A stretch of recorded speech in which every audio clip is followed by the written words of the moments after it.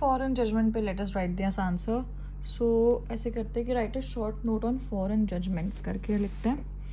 सो पहले हम बताएंगे कि फॉरेन कोर्ट क्या होता है. According to means a court situated outside India and the judgment of a foreign court. Okay, so according to Section 5 of CPC,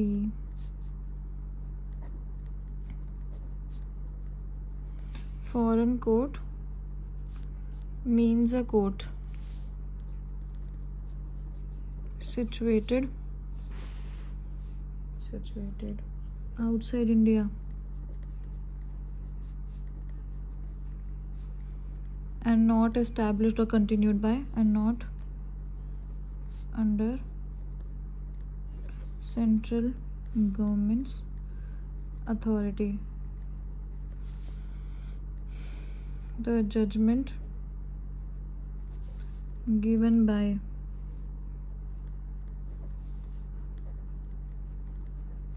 foreign court is foreign judgment under section 2(6).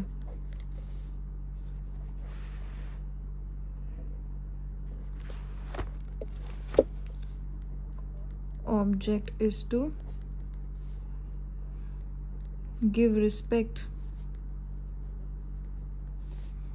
to judgment of competent foreign court. Competent foreign court.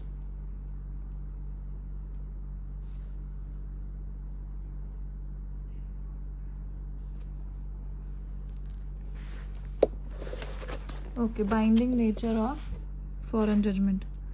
Section 13 says that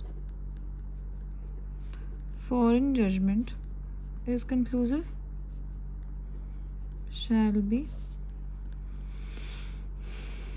conclusive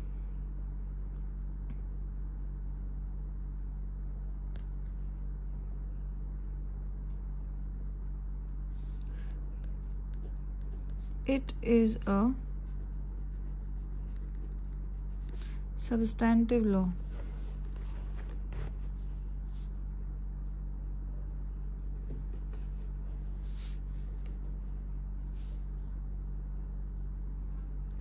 It operates as res judicata between parties.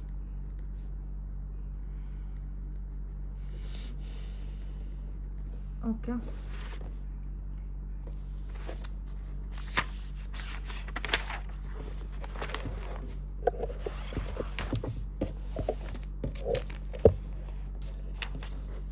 आगे लिखेंगे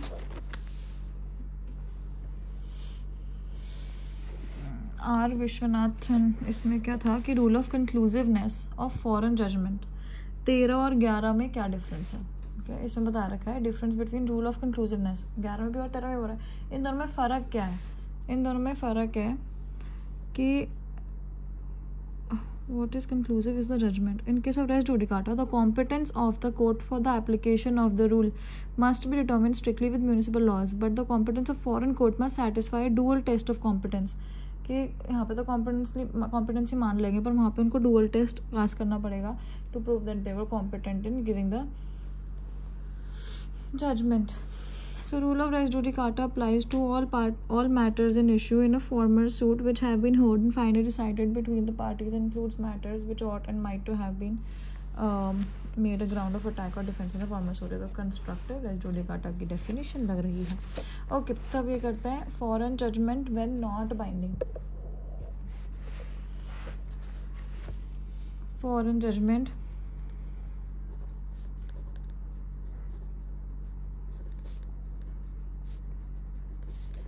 when not binding. ये कहाँ given है भाई. Section 13 में ही लिखेंगे हम इसको कि सेक्शन 13 में if one of the condition specified, अगर इनमें से कोई भी एक कंडीशन सेटिस्फाई हो जाती है जो A to F में दे रखी है under section 13, if one of the conditions in clauses A to F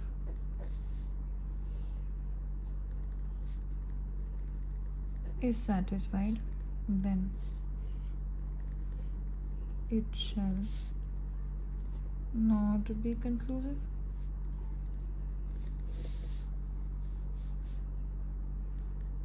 A, B, C, D, E, F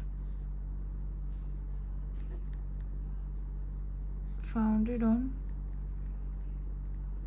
breach of Indian law, not on merits obtained by fraud, not by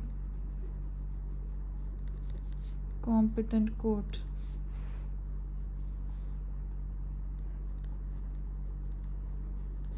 against international law or Indian law, opposed to principles of natural justice. So हम लिखते हैं कि competent court ने नहीं दी, merits पे नहीं थी, भाई ये तो लॉ के अगेंस्ट थी, PNJ नहीं फॉलो किया, फ्रॉड था, और ये इंडियन लॉ के ब्रीच से इन्होंने इसको फाउंड किया है। तो इनमें से कोई भी चीज़ है ना, तो हम इसे बोलेंगे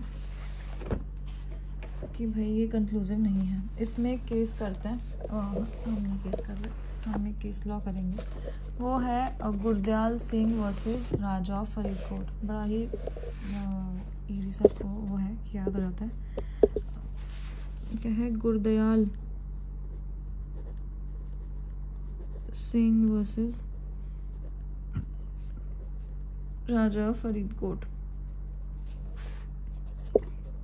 इसमें क्या बोल दिया? इसमें बोला कि such judgment made must be by a court competent both by law of the state. अच्छा, the court must be competent, ऐसे लिख देते हैं। The foreign court must be competent. Let us wrap this answer up. फिर इसमें merits पे नहीं है, गुरदयाल सिंह फिर से आ गया, मतलब ये तो मेंशन करना ही है। देखिए यहाँ पे भी इसमें मेंशन कर दिया है, तो थोड़ा एक लाइन ना इनमें डालनी है। फॉर एग्जांपल इसमें है कि minimum standards of natural justice भी नहीं फॉलो किए हैं। फ्रॉड मतलब कि नॉट बाय कॉम्पिटेंट कोर्ट में हम लिख देंगे कि कॉम्पिटेंसी नहीं थी, जुरिस्डिक्शन ही नहीं था, और ट्राई कर दिया उसने, तो ये इनकन्क्लूसिव हो जाएगी। मतलब एक दो लाइनें ना खुद से इनको डिस्क्राइब करते हुए ऐड कर देना है। When the answer comes for foreign judgment, पहले दोनों एक्सप्लेन कर दिया, उसके बाद फिर ऑब्जेक्टिव समझा दिया, ज़रूरी भी नहीं है, ऐसे कुछ खास भी नहीं है। उसके बाद कि बाइंडिंग नहीं होती है, कि foreign judgment when not binding, अच्छा ये व्हेन नॉट बाइंडिंग, वैसे बाइंडिंग होती है, ओके। उसके बाद यहाँ पे कंडीशंस बता दी, मतलब इसका मेन तो यही है ना, कंडीशंस क्या है इसकी, ये 6 कंडीशंस, 6 कंडीशंस। उसके बाद हमें इसमें केस लिख देना है, 2 लाइनें लिख के इनको समझाना है। फिर foreign judgment not on merits, कि भाई मेरिट्स पे ही नहीं थी। Applying the mind regarding the truth और falsity of the plaintiff's case. Foreign judgment against international Indian law, कि by mistake must be apparent on the face of the proceedings.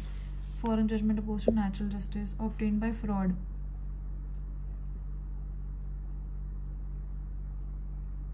Fraud on court किया है तो वो nullity का काम करेगा। बस 1 more page let us do, और ये सब क्वेश्चन है तो इसमें सब कवर हो जाते हैं। इसमें क्या है, नरसिम्हा राव, ये सब केसेस मेंशन है। सत्या वर्सेस तेजा सिंह, अगर आप लोग को याद रहे तो कर देना, वरना I am just relying on this Gurdayal versus Raja Faridkot वाला, गुरदयाल सिंह वर्सेस राजा फरीदकोट। ये लाइन लिख लेते हैं कि प्रिजम्पशन क्या है, इसमें हम क्या प्रिज्यूम करके चलते हैं। Section 14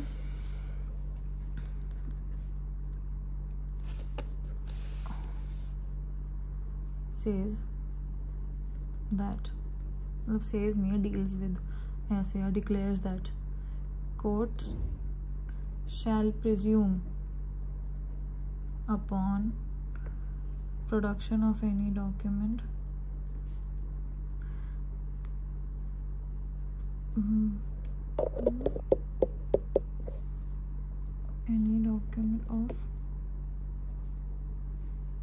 any document purporting to be a certified copy of a foreign judgment. मतलब हम प्रिज्यूम करेंगे कि भाई अगर ये हम बोल रहे हैं कि भाई ये फॉरेन जजमेंट है तो उसको प्रिज्यूम करेंगे कि कोई भी ऐसा डॉक्यूमेंट ला रहा है तो शैल प्रिज्यूम हो जाएगा कि वो कॉम्पिटेंट कोर्ट ने ही दिया है. Foreign judgment that it was by a court of competent jurisdiction. मतलब अनलेस कोई उसको वो करे ना, अनलेस कॉन्ट्ररी इज प्रूव्ड, तो हम अज्यूम करेंगे शैल presume that it was given by a competent court. That's it. Enforcement of foreign judgment, ये वाला पोर्शन भी है तो उसमें एग्जीक्यूशन प्रोसीडिंग्स वाला गिवन है कि अ फॉरेन जजमेंट में ऑल्सो बी एनफोर्स्ड. देखो वैसे majorly our answer is done, this 1 page answer is done. इसमें बस हमें ये सब एक्सप्लेन करना है, केस मेंशन करना है, प्रिजम्पशन के बारे में बोलना है, फॉरेन जजमेंट क्या होता है, फॉरेन कोर्ट क्या होता है, सब एक्सप्लेन करना है 2-5-2-6 में. और उसके बाद यहाँ पे बस एक ही वाला पोर्शन पढ़ लेते हैं, इससे our answer will be complete. Answer तो ऐसे कंप्लीट है, बस एक concept will be complete about this from the mains perspective. A foreign judgment may also be enforced by proceedings and execution in certain specified circumstances mentioned in section 44A of the code, which provides that where a certified copy of a decree of any of the superior courts of any reciprocating country is filed in district court, the decree may be executed in India as if it was passed by the district court. अगर वहाँ पे कुछ होता है ऐसे उसको हम करेंगे एग्जीक्यूशन उसका जैसे कि वो हमारी डिस्ट्रिक्ट कोर्ट ने उसको पास किया है. Such decree can be executed only for all the conditions. ऐसे को हम तब वो करेंगे जब ये सारी कंडीशंस हमारी सेटिस्फाई हो रही है ना, तभी हम उसको इस तरह से उसको एग्जीक्यूट करेंगे. बस में यही लिखा हुआ है. और यहाँ पे एक केस है, इफ़ यू आर अवेयर और if you want to know you can use this. It's somewhat a helpful book. और कुछ मतलब राजस्थान की बात करें तो इसमें 5 माइनर सब्जेक्ट्स हैं जो कवर्ड नहीं हैं. मतलब I am not expecting that कि हाँ ये जनरल बुक्स में होंगे, पर लेकिन मतलब होते तो कई बुराई होती. तो जो माइनर्स है ना बाकी के, उनमें ये क्वेश्चंस नहीं मेंशन है कुछ में. लाइक जो अदर बुक है जैसे माइनर क्वेश्चंस हैं, जैसे माइनर सब्जेक्ट्स हैं, उसमें उनके कुछ सब्जेक्ट्स हैं जिसमें क्वेश्चंस नहीं गिवन है. वैसे it's a helpful book for means. What do you understand by foreign judgment? We have done that. 2-5 में 2-5 में तो फॉरेन कोर्ट है. और when it is deemed to be conclusive, कब उसको हम कंक्लूसिव मानेंगे ये बता देंगे. इसमें यही सब आंसर लिखना है. कब हम उसको कंक्लूसिव मानेंगे? जब वो इन सब का उल्टा कर देंगे. जब वो मेरिट्स पे थी, जब वो फॉलो कर रही है सब, जब वो कॉम्पिटेंट है, ऐसे करके उल्टा कर देंगे. What do you understand by foreign judgment? You can use these questions. इन सब का ही आंसर ना यही निकलेगा. मतलब ऐसे पढ़ लेते हैं एक बार. Explain the relevancy of foreign judgment in Indian courts. कि मतलब रेलिवेंट कैसे है. Can we implement the foreign judgments, इसका मतलब शायद एग्जीक्यूशन से है. State the condition in the light of CPC की लाइट में कंडीशन एक्सप्लेन करनी है. तो कंडीशन क्या भाई कैसे रेलिवेंट है, ये सब चीज़ें इसमें सब कंडीशन मेंशन करनी है. 6 जो कंडीशंस थी A to F 13 में. Explain if the rule of conclusiveness of foreign judgment is different in its operation from the rule of res judicata.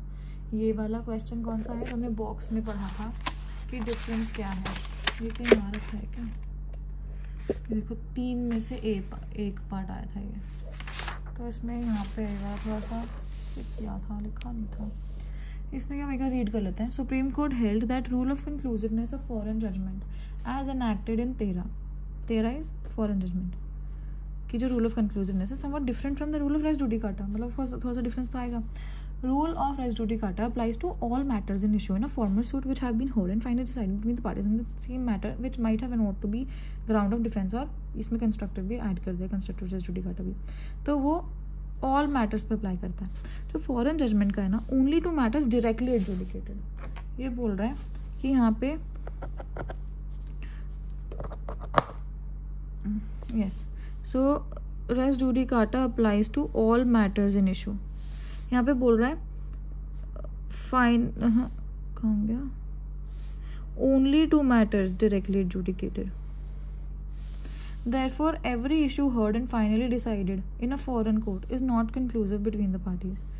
Therefore, her issue जो सुना गया है final decided in a foreign court is not conclusive between the parties.